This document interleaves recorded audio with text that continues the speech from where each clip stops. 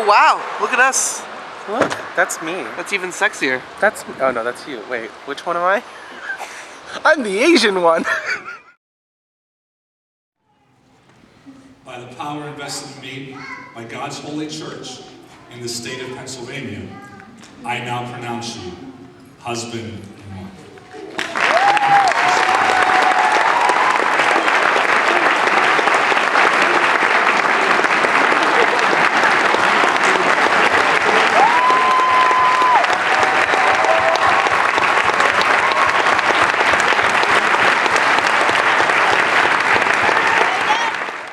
On Saturday, I traveled to Pittsburgh for the wedding of my classmate Josh Perry to his bride Maria.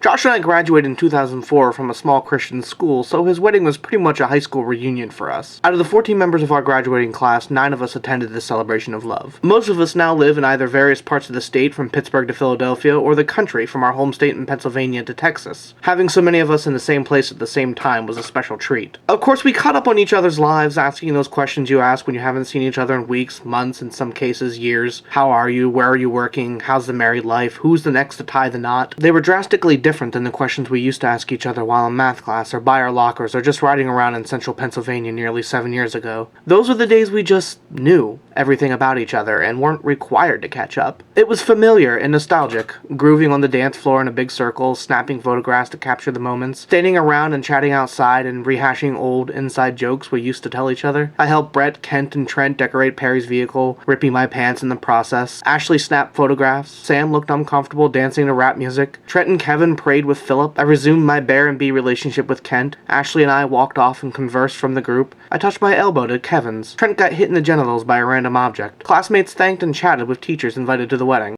And my weekend wasn't over. No sooner did I wake up Sunday morning, my friend and roommate Cody and I traveled north to Troy for a YouTube friend-related trip. Our friend Peter flew to New York from California to visit friends and eventually stay with Emily. Whereas I visited Emily multiple times, this was the first time physically being in the same room with Peter, who I have known now for about a year. It never ceases to amaze me how much you don't notice the attributes that friendship through a computer screen can't display. Like the unintelligible noises Peter makes when you try to wake him up in the morning, how he makes physical contact when he's talking to you, even the stubble of his face. Even though we trade weekend visits with Emily several times a year, there are still parts of her life that Cody and I are still discovering. Like the school she graduated from, or the house she grew up in where she painted stars and phrases on her bedroom walls and ceilings that can only be seen through the presence of a blacklight, or the pictures her mother showed us of her childhood and graduation, or the hangout spots she and her friends used to frequent. I've had a lot of time to think over the weekend about the dynamic of where my life was and where it is now. The old and the new, the past and the present. There's my high school class in which the details of their lives were something I just knew at one time. And then there's my friends from YouTube, in which the details of their lives are something I'm just discovering. This weekend made me smile, and that's more than enough for me. Despite being over 200 miles from where we graduated on Saturday, and over 250 miles from where I currently live on Sunday,